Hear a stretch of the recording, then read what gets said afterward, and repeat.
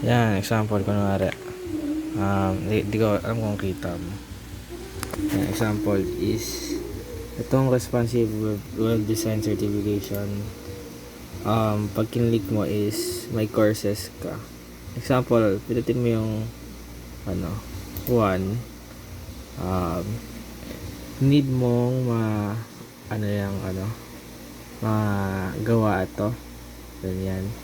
Pero, not exactly one, yan yung learn HTML by building a cat photo app. So within that, pag sa 69 ka na, makakompleto mo yung na yan, part na yan.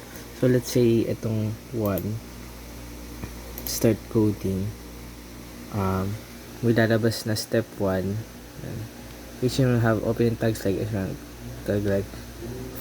tapos gagawin mo yan, then parang sasabit mo lang. Ang ganun lang siya kadali. Tapos if makikita mo, find the H1 element and change its text to cat photo app. So cat photo app tayo. I-copy natin.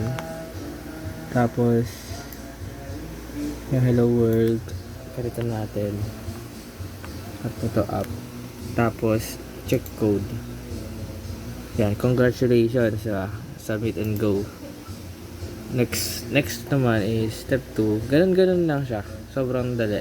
May enjoy mo siya. Siguro kung sipag ka, kaya mo siya mabilisan. Tapos magkakaroon ka ng certificate ganun.